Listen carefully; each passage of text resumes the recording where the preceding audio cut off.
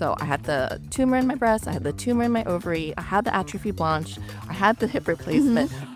In between the hip replacement and the atrophy blanche, I was extremely skinny. And when I say extremely skinny, I'm 5'8", and I was maybe pushing 119, barely out of 20. So I was very thin. Yeah. Yep. Very thin.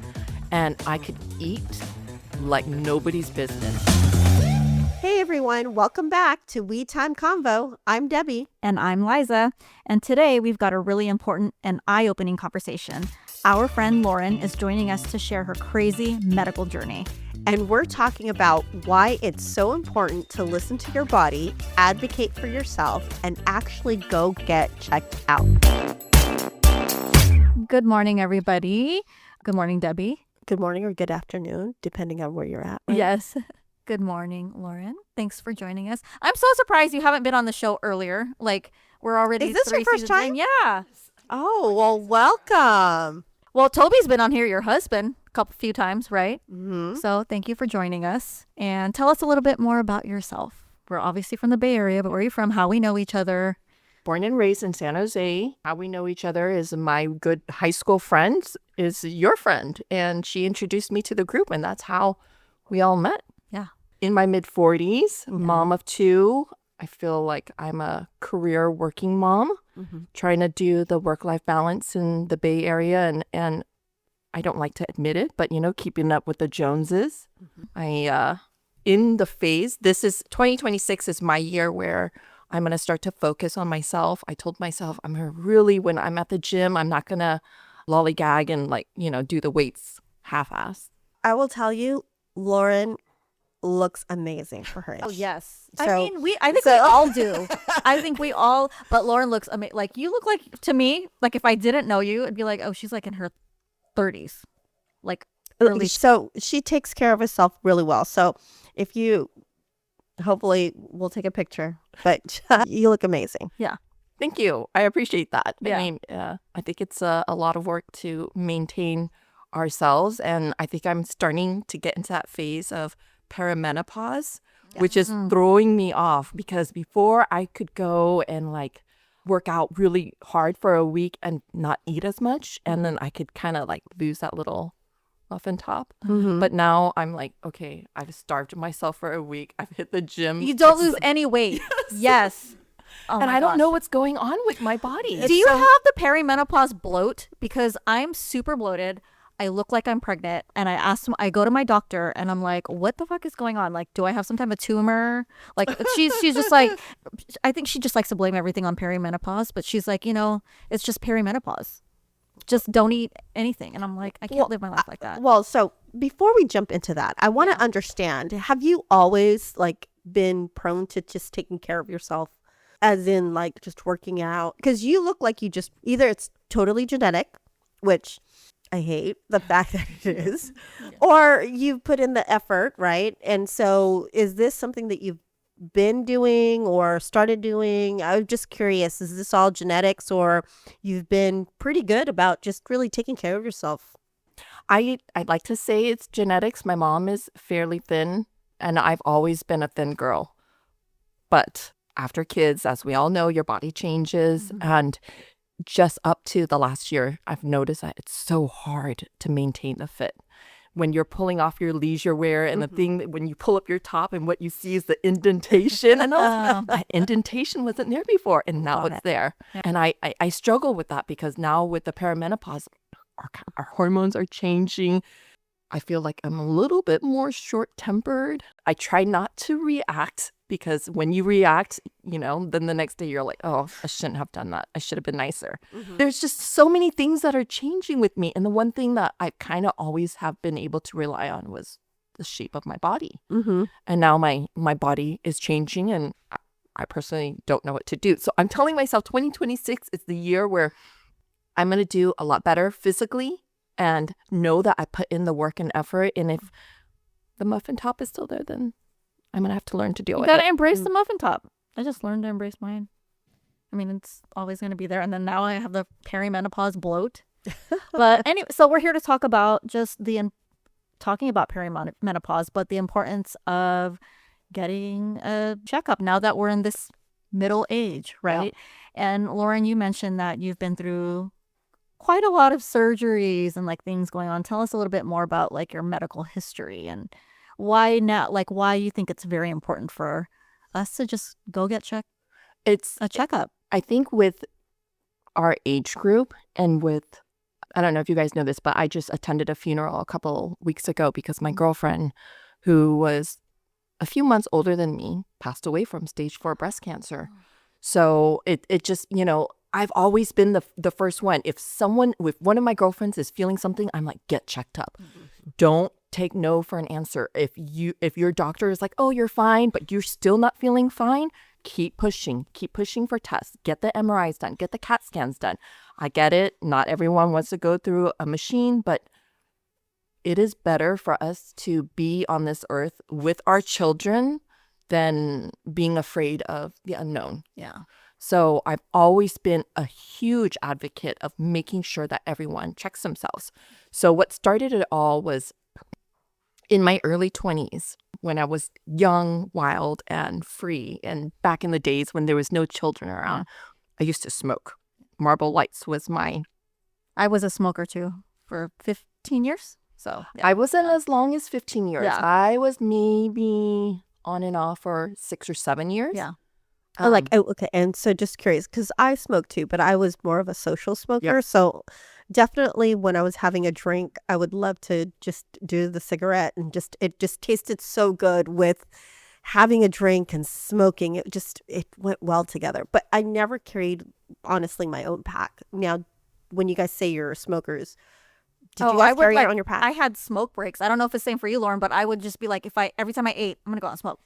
Every time So you were, I wasn't going through like a pack a day. It maybe but like you would have your own. yeah, maybe like 4 or 5 cigarettes a day or something like that. Yeah. So not a heavy smoker, but No. you did smoke, and then you. I wasn't a heavy smoker, but I did smoke in the car. And back in the day when the I used to stub my little ashtray. Okay.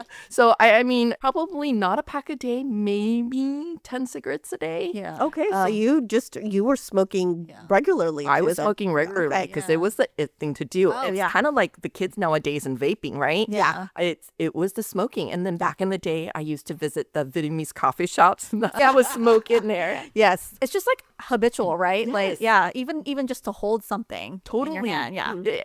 It's kind of like the fidget spinner. Yeah. I would know how to lick the cigarette. Yes. Yeah. Yeah. So you would smoke. I would smoke, and I was probably that 2% of the population where I was also on birth control. And if you read the back of the birth control package, they said that there is, a small risk. of taking birth control And smoking. and smoking, Okay. which at the time, I think I was in my early 20s, maybe 22, 23. I did not know what was going on. But I started to get ulcerations on the bottom of my legs where my legs would turn into it. Like I would get these spots and it would bruise and then it would turn black. Oh. And then it would pop open and my legs would start to bleed. And I would have like An open sore. an open sore all over the bottom of my lower Girl, legs. it's like flesh eating, like shit. What's that? So Yeah. it got to the point where it became so painful to walk because you have all of these open sores. And you're like, how does this happen? No idea. So I ended up going to the hospital. They thought like they were testing me for like gangrene. Oh my god. So some really serious Yeah. Yeah, no, Yeah. this was some serious stuff. It was to the point where I was no longer walking anymore because the pain was just so bad. So then at the hospital, they had diagnosed me with a staph infection, saying that, I had a rusty razor and I used it. So then they bandaged me up, told me how to take care of my wounds, and sent me on my way. Well, unbeknownst to me, my legs just kept bleeding. And I'm walking around. I was like, I can't continue doing this. Because you weren't getting better. I was not getting better. Okay. And so then I started to see all kinds of doctors. It went to the point where they sent me to the neurologist thinking that my brain was making up something that would cause these ulcerations. And then I saw internal specialists. This one internal specialist said that I had gotten an an infection from walking in the river because I had gone camping like earlier in the year. And it was like through a cut or something. Yeah, they were saying like it was a bug that went into me, and it was all kinds of crazy things. And then I saw a dermatologist, and the dermatologist, luckily, he was an older dermatologist, and he was like, Lauren, I don't know what you have, but I'm on the board of Stanford. He's like, I really recommend that you go to Stanford and you let the residents see you. So I made the appointment, got into Stanford, and it was like the show house. If anyone's ever seen the show house, it's basically They're trying to figure it out. Yeah. Yeah. you sit in this room Yeah. and 20 residents come in and they're all in their white jackets and their clipboards. And one guy came in and he was like, I just read that last night. He's like, she has atrophy blanche. And they were like, he was like, do you smoke? And I said, yes. He's like, are you on birth control? And I said, yes. He's like, that's what it is. Oh, shoot. It's the combination of cigarette smoking and birth control, which is causing it. So he was like, they obviously said, okay, we're going to do further testing. We're going to take a piece of your skin. We're going to biopsy it. We're going to confirm that this is what it is. Mm-hmm. And if it is a case, then you need to cut smoking. You need to get off birth control, and you need to take a baby aspirin, because the baby aspirin thins out the blood. And he was like, if you don't want to do baby aspirin, red wine. And I was like, oh, perfect. You're like, you're going to make me stop smoking and stop using birth control? Yeah, I'm going to drink a bottle a day. And he was like, you don't need to drink a bottle a day. Just have a I glass. can't believe they told you that. Yeah, Okay. because red wine thins the Thins the blood. blood, yes. Got And it. so I was like, oh, okay. Got off all of that. And it worked. The ulcers closed up. I stopped bleeding. I was able to walk again. And it was amazing because it was this resident who read it in a book. And it just so happened he had just recently He read just it. recently read it. And what was crazy was he was like, this only happens with the geriatrics. He's like, I'm 20 in my 20s. He's like, you're really young to be having this issue. And I was like, well, So lucky me. just out of curiosity, how long was that like duration of you going, I need to go get checked, to actually getting the right diagnosis? Oh gosh, months. It was months. So my health journey continues because during that time I saw so many different specialists. One of the specialists was the internal specialist who was like, oh, you went camping and you got that bug that went into your system.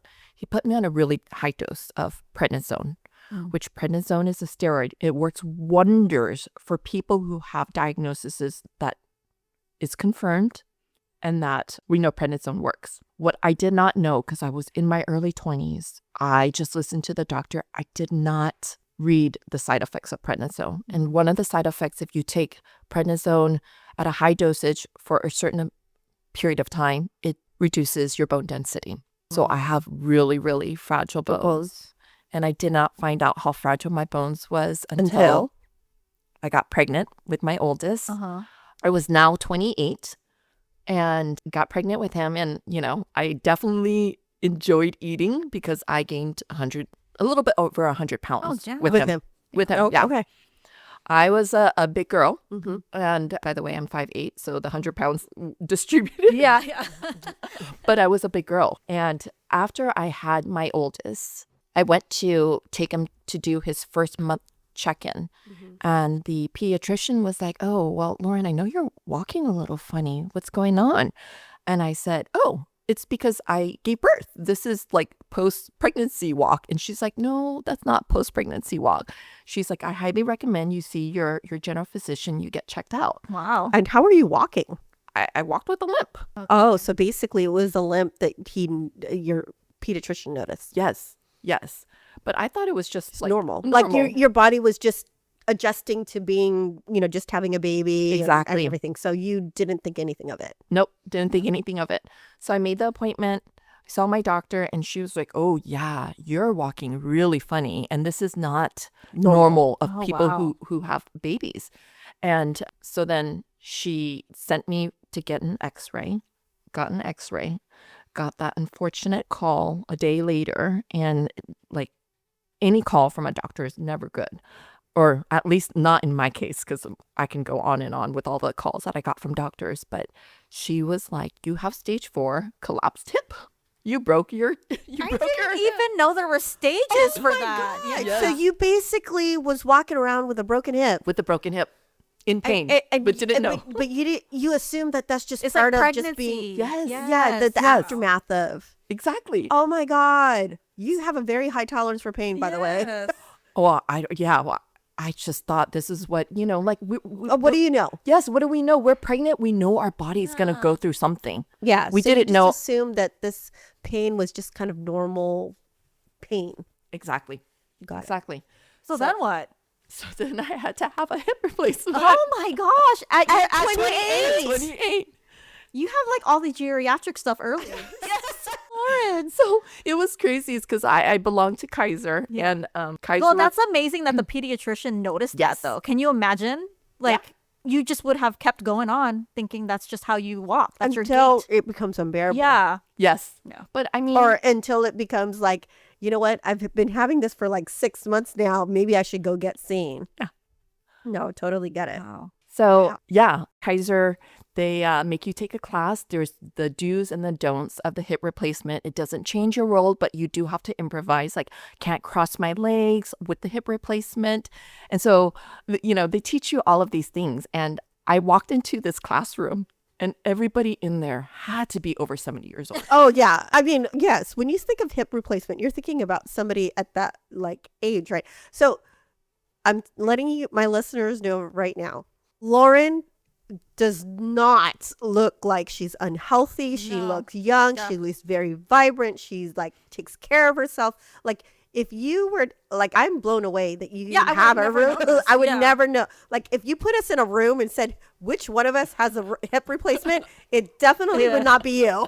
So, Lauren, just out of curiosity, when they replace a hip, what do they replace it with? Like a whole new hip or like some type of What is it? Like, no, seriously. I'm like, no dumb questions asked because I'm genuinely curious. I am the bionic woman. I have Yeah. a titanium hip. Oh my God. Yeah. So the unfortunate thing is, when I travel and if I go, You go through the thing? yeah, if I go through the old metal detectors, which is that square Yeah, one, yeah. I They'll- will set you'll it be- off. Yeah, I set it off. Do you have to show proof that? I don't show Okay. proof. I've got it down because I travel quite a bit. Yeah. I just go hip, and then they look at me and they're like female assist hip, and they put me through the machine where it's that 360. Interesting. Well, they'll see that it is your hip. Yeah, it is my hip, and I'm not coming with a weapon. I'm over here thinking they're stealing hips from dead people and then just putting it in other people like a transplant. It's good to know. Yeah, it's a So, I titanium mean, hip. after your hip replacement, like, do you have a normal gait now? Like, everything feels normal or you can tell? No, so yeah, you can definitely tell. During the winter, I feel like it locks up quite a bit, and it's like I have to drag this side of the leg to walk. I kind of feel like the same way. Like, so I actually, when I was younger in high school, I really sprained my ankle horribly bad. I actually should have went to go see a doctor. I never did. It was like 4 times what it needed to be, but I never went to go see the doctor. I just went ahead and, just took care of it at home. Now, when it gets to a certain weather, it like, Yeah. like you can feel it. Like, oh, the weather's changing, Yep. and my sprained ankle will let me know that something's going on. Yeah. So it sounds like very similar to you. You can feel the weather changing based on like how You can predict the weather. It's like, oh, my hip hurts. It's going to rain tomorrow. The titanium Yeah. is telling me it's going to be below 50 degrees. Yeah. You just gained all these superpowers. Yes. So nice. Well, that must have been really tough because you're very young. They told you this, and then on top of it, you're a new mom. Yes, So this was a lot. it was a lot. It was a lot going on. Did Toby step in? Toby stepped in. Thankfully, my mom took medical leave of absence because I think at the time my oldest was 2 or 3 months. He was still very young. Yeah. And I would love to say that the hip replacement went smoothly. Unfortunately, it didn't. I had the hip replacement and they were checking my vitals and they were like, why is she green? While I was in recovery, and it came to find out that I had a hematoma inside of where they did the hip replacement. Wait, which what's a hematoma? I was clotting. Oh, okay. I was clotting and I was bleeding out. So then I ended up having to get several transfusions because I just my with God. the surgery did not go well. So they had to rush me back to the OR, go back in, clean everything up, and then restitch me up. So I think I probably should have been in and out of the hospital within 3 days. I think I was there for almost a week. Wow. And I'm just curious. Before the situation with the smoking and the birth control, even before that, were you just generally just a healthy girl, like relatively? Or did you find yourself kind of being sick? All the bad like, habits? Yeah, well, no, well, because there's certain people that just is just naturally prone to being sick, right? Yeah. And then there's certain people like they barely get sick, and if they do, it's just kind of like that one time or two times that year, and then it just kind of goes away. Do you consider yourself fairly healthy before all of that, or would you say that you've always kind of been prone to being a little sick? So it's funny you say that, and it depends on what you were saying is sick. So prior to me having this atrophy blanche, which is the bleeding of my legs, and having the hip replacement, so I was 23 and 28. At the age of 20, I had found that I had a tumor in my left breast. Mm-hmm. And that was just, Benign. it was benign. Yeah. So I had that removed. And then a couple years later, I was doing some stuff with a boyfriend at the time, and it was extremely painful. Mm-hmm. And I did not know why having sex was painful. Painful. It shouldn't be painful. It should No. be enjoyable. Yeah. Enjoy. Yep. So I went to the OB, and he was like, oh, your entire it was my right ovary. Had a tumor in the entire right ovary. Oh shoot. Oh my God. So I think that was probably, I don't know, that was 21, maybe 22. So starting to kind of see. Yeah. Yeah. That I was starting to have issues, Yeah. right? So they had to do basically a C-section incision at such a young age. Yeah. They pulled out and he was describing it to me. He's like, imagine this. I pull up your ovary, and then it's like a hard-boiled egg. I slice it open, I pop the tumor out, and I sew it back up and put it back in. Mhm. Yep. He's like, but your chances might be difficult to get pregnant. Yeah. I And was just going to ask that. Yeah. Yeah. So he was like very upfront. He's like, you got your other ovary. That one can Works fine. compensate. Yeah. Well, obviously it worked because you have 2 kids. Now I can tell you, Yeah. there was something that completely worked that had me have my kids. So, okay. So I had the tumor in my breast. I had the tumor in my ovary. I had the atrophy blanche. I had the hip replacement. In between the hip replacement and the atrophy blanche, I was extremely skinny. And when I say extremely skinny, I'm 5'8", and I was maybe pushing 119, barely Yeah. on it. So I was very thin. Yeah. Yep. Very thin. And I could eat like nobody's business. They were probably like, well, where does she put And not all gain this? it. Yeah. And not gain- Does she have the problem now? No, yeah. My husband tells me all the time. Yeah. And I could not figure out, not that I was complaining, but I was just like, wow, I eat like an In-N-Out burger. I have a milkshake. I have all of the bad things. Yeah, a lot of people though will write it off to like Metabolism. I have a Yeah. very high metabolism. I'm young. It Yep. just goes. And were you working out at that time? No. So you weren't even working out. No. It just so I think a lot of people just go, I just have a high metabolism. My mom's thin. This is just kind of normal. Yep. I think it was the age 26, I decided to get breast implants. And so I got the breast implants. And then after recovery, the plastic surgeon was like, you did great. The implants went in really well, but you need to see your doctor. And then I was like, why? And here I am groggy coming out of anesthesia. And he was like, your blood pressure spiked on the operating table, and it spiked higher than what we normally like. Wow. So I recommend you go get your checked out. And I'm like, okay, I hear my man. So I get checked out, and my blood pressure was like 140 over 100, and it was consistent. And so they're asking me all my symptoms, and I was like, well, I stop. I don't do birth control. I don't smoke. Yeah. I do all of the things that I'm supposed to do. But the one thing that I do notice is like I tried to take a run. I tried to go running one time or 2 times, and both times I ended up throwing up. Okay. And they were like, oh, that's interesting. And then the other factor was I was no longer able to do a number 2. I couldn't go. What? I couldn't poop anymore. Like, how long had it been since you?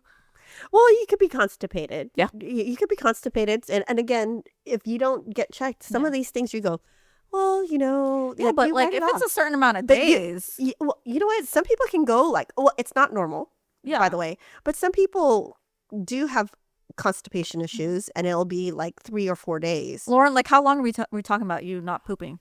The longest I've gone is 10 days. Oh my God. That is That's not healthy. That's Yeah. that. But and was it really like difficult for you to go? Oh, so when I say it's hard, Horrible. there would be like a little raisin pebblet, but Yeah. because I could not go to the bathroom for so long, when that raisin pebblet hit the water, it was like a bomb explode because it was just so concentrated. my 'cause I gosh. took- Yeah. It was like literally like a rabbit pellet Yeah. coming out of me. That's horrible. And it was so bad to the point where like It's I'm so on painful. it was so painful. I would be on the bathroom Crying. just squeezing for the life of me, Yeah. crying, and then I would throw up. Oh my God. Did you While try I'm on like, the- suppositories, everything. like Metamucil, everything? And it wasn't Okay. working? It did work, but it couldn't. I was like, this isn't right. I shouldn't be downing a bottle of magnesium citrate In order for me to go. to go. Yeah. And so keep in mind, I'm in my, at this point, I'm in my mid-20s. I'm going out. I'm clubbing. I am Yeah, girl, like, you just got your boob job. You gotta show it off. I'm going to show it off. But I had to work around the poop schedule. I'm like, okay, so I think I'm going to poop I'm on. gonna take my magnesium right now and poop. I'm like, I got no plans Wednesday night. Yeah, they go ahead and poop.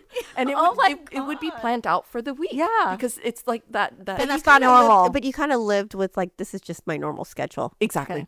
Yeah, you just kind of, again, You adapt. mentally, you Yeah. just adapt and say, you know what, this is, like everybody's different, and it's not like I'm not pooping. I am. It just takes me longer, and I figured out how to get me to get. Yeah.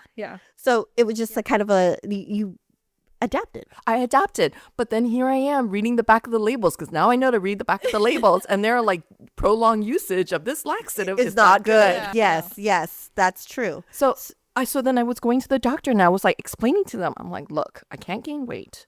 If I do anything with activity, exercise, I'll throw up and I can't poop.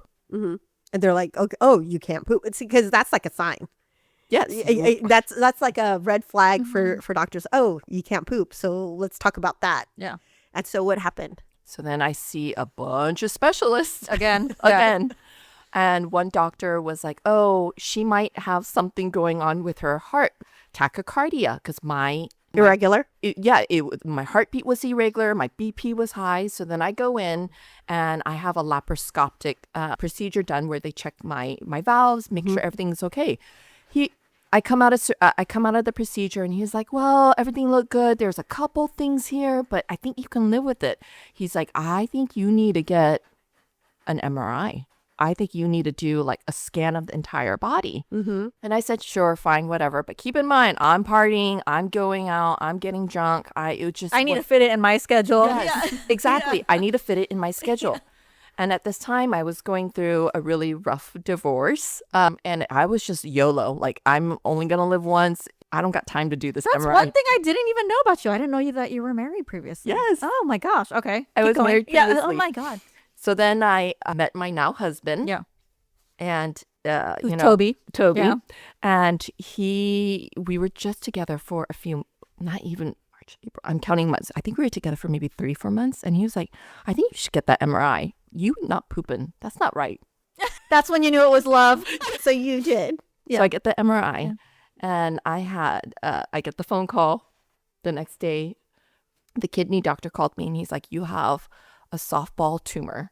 Another one? Another tumor. So now this is my third tumor. He's like, you have a softball tumor on your adrenal gland. Yeah. Yeah. No, when you say softball tumor, I'm like, okay. And then I'm like, oh my God, a softball Yeah. next to your kidney. And oh my God, that's Yeah. huge. And like I said, it wasn't very big. I'm surprised it wasn't like protruding out. Yeah. So I had that removed. Mm-hmm. I had that removed, I want to say in August, because my husband said, you need to get checked.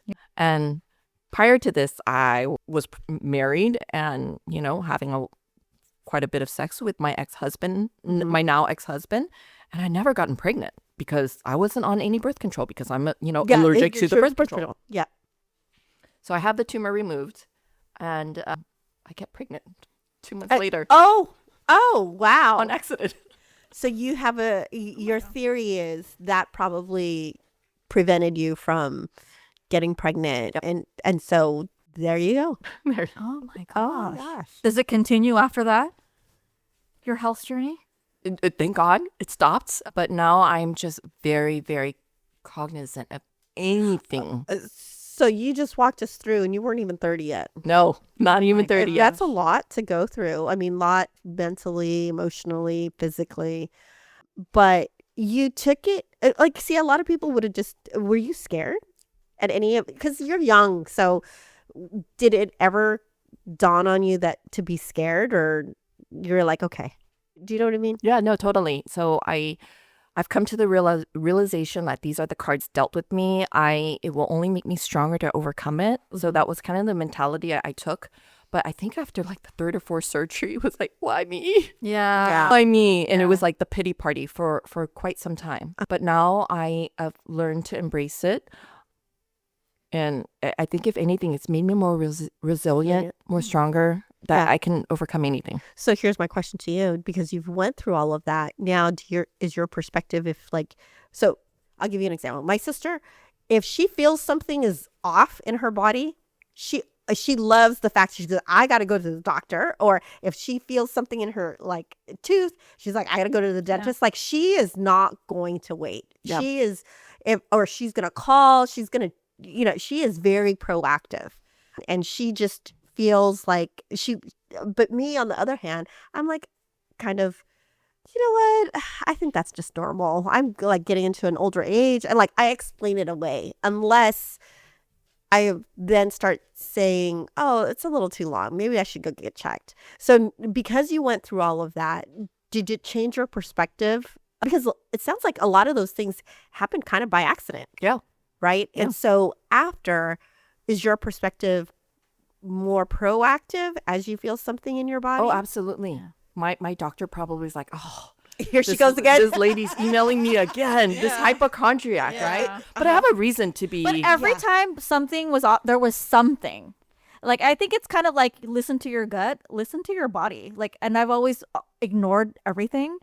And then now, like, I had a thyroid cancer accidentally found, which was in early stages. Yeah. And it happened to be because my doctor saw a lump in my throat that I never noticed. I was like, he's like, there's a lump and there's like a bump right there. Have you ever noticed it? I'm like, no, let's go get it checked.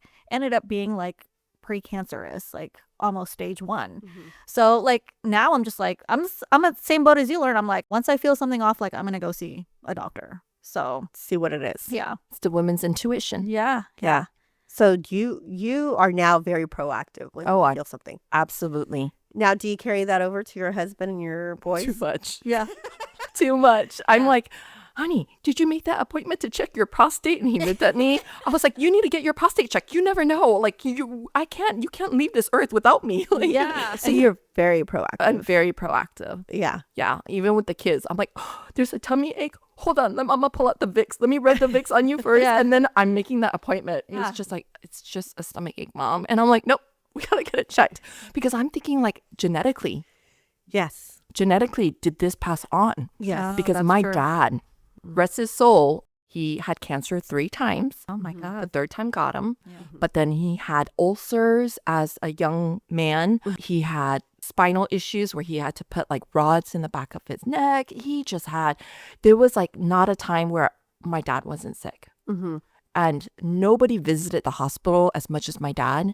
And in my family, amongst my siblings, no one has visited a hospital as much as I have. If you combined all my siblings, and if they ever went to the hospital, I still trumped them all. Got it. So you're just very proactive. And like you said, maybe there is some prone hereditary, right? So you're just very cautious about that. Yes. Well, thank you for sharing your medical history journey. I mean, any advice to, people our age out there? Yeah, listen to your intuition. Don't procrastinate. Hopefully everyone has insurance. Use your insurance. That's what it's there for. And if you feel that something's wrong and the doctor is not giving you, it's just telling you to just pass it off, ask for that scan. Take the extra steps to just advocate for your health. Yeah. Yeah. For sure. And then, all your scheduled things that you need to do your mammogram every year. I'm on it every year. So because we'll let you breast know. cancer can be detected. It can happen pretty quickly in between that year, the year that you take it and the next time. Yep. I was told. colonoscopy, it's not fun. Nobody fucking wants to have a colonoscopy, but like now they've brought it to a younger age where you have to get it done. So I mean, there's a reason why they're doing that, and they're putting it earlier. Just fucking do it. you know? So later in life, mammograms usually by 40 plus. Colon cancer screening is 45 plus. And bone density, especially for women, at 65 plus. Yes. So Yes. And see your OBGYN regularly. yep. Women. I just did my annual checkup. Everything good? No, I don't want to say everything's good, but I mean, there's a couple of things that I just need to get checked up. Yeah. But I mean, relatively, yeah. But I mean, there's, obviously follow up. I do need to do my colon cancer screening, which I'm kind of like, ugh. But other than that, I mean, there's a couple other things, but part of it is just making it a priority. Yeah. And you know what? I just got my new Aura ring, OURA. Have you guys heard of it? Mm-hmm. Yes. And I think it's amazing. I've heard it save lives. It detected people getting sick, something off in your body before it even happens. Like, go see the doctor. So, I mean, we're not sponsored by Aura, but I love it. It's something that'll, keeps track of your heart rate, your sleep, whatever. And it's just funny how old we are and things like this excite us. But Yes. body temperature, it detects when you're about to start your period, when you're about to get sick, tells you to take vitamins. So it's amazing. I love it. Obviously, it doesn't replace seeing the doctor. Mhm. See the doctor. But yeah, it's amazing.